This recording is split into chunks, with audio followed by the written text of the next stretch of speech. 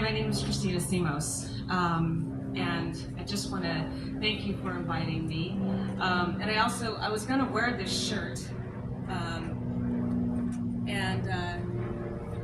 what this shirt says is free-ish since 1865. Even then, you're like, yes. I saw this shirt and I had to buy it, because I felt it to my core. First, I want to thank Councilmember Byers for inviting me here today, and the City of West Hollywood for acknowledging Juneteenth, because no one educated me. No one told me about Juneteenth. No one saw the significance of it when I was growing up, and no one definitely talked about this in school. And so to be here today is an honor and a privilege. So my name is Christina Simos. My pronouns are she, her, hers. I'm a queer woman of culture and one of the few women of culture to hold an executive level position in my field. And for me, I'm a lifelong learner, a woman in long-term recovery. I just celebrated 18 years of not saying, oops, I did it again.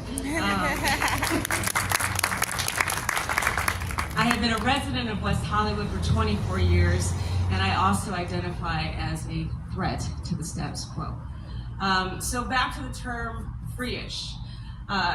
You guys have already heard, I'll just run through it again. Let's talk about Juneteenth.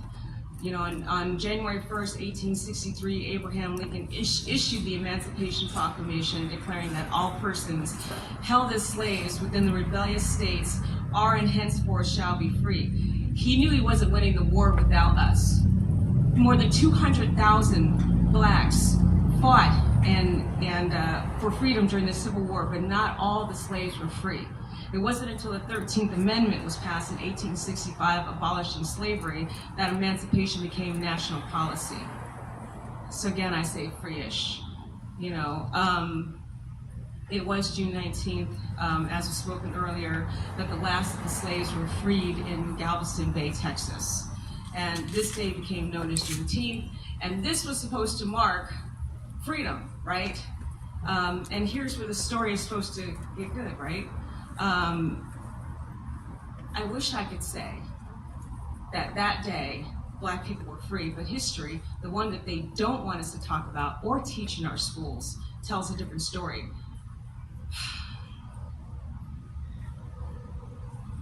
After 1865, there has been a systematic,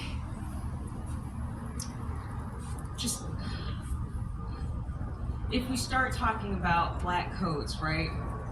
These Black codes severely limited the rights of Blacks, many of whom were enslaved. These codes limited the jobs of Blacks that Blacks could hold and their ability to leave a job once hired. Some states also restricted the kind of property Black people could hold. Does this sound familiar?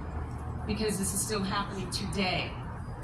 The Reconstruction Act of 1867 was supposed to give Black people more freedom, but it did not. The 14th Amendment gave Black men the right to vote, but then came voter suppression, threats, policies that limited their right to vote. And sidebar, the women didn't get the right to vote until 1920. So every time Black Americans made gains, new laws and policies were created limiting their freedom. I feel very passionate about this. I don't know if y'all know this, and I'm a little nervous, so I just have to say that out loud and just name it so I can just keep moving, because I feel like this is very important today. So, separate but equal facilities made discrimination and segregation legal until the Civil Rights Act of 1964. You see the pattern. You see the pattern. But we had Obama, right? Then what happened when Hope took the main stage? That guy, who I will not name, George Floyd, and the other countless senseless acts of domestic terrorism ensued. Land of the free and home of the brave. Let's talk about January 6th. Free-ish.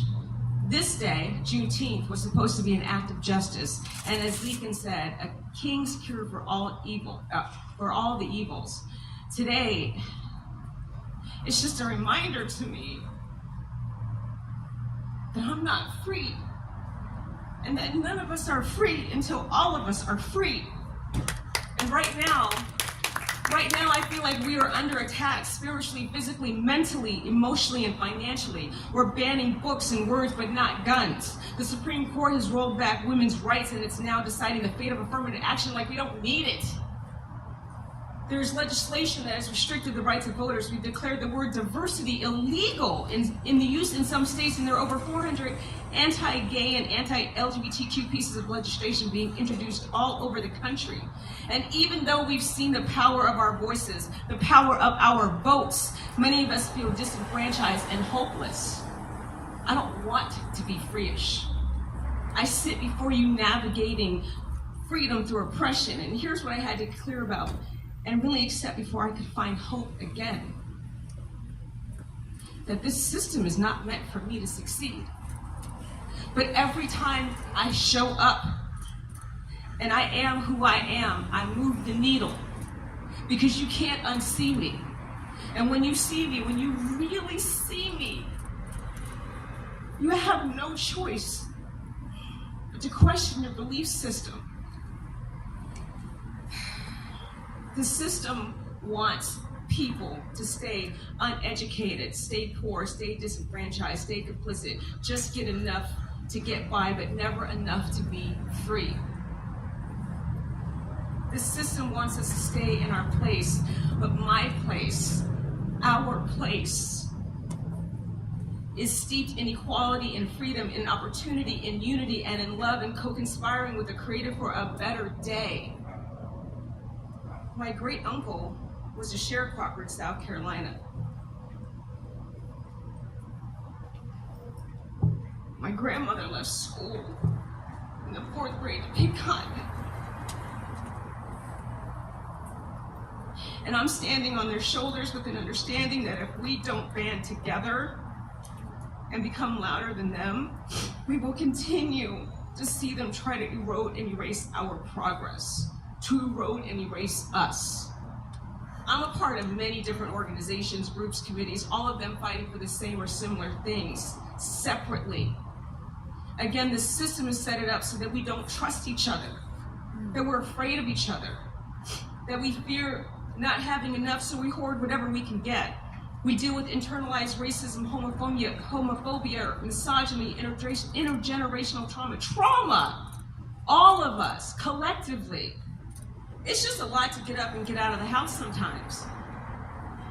The blood of my ancestors courses through my veins, and it remembers and it tells me that you're a threat, that speaking up is a threat. And the reality of it is dangerous to speak up and speak out, but I think it's more dangerous to continue on as we have, separately. The civil rights movement wasn't done by one group, it was done by bringing all of us together. And as Dr. King said, injustice anywhere is a threat to justice everywhere. As long as we are separate, we will never be equal.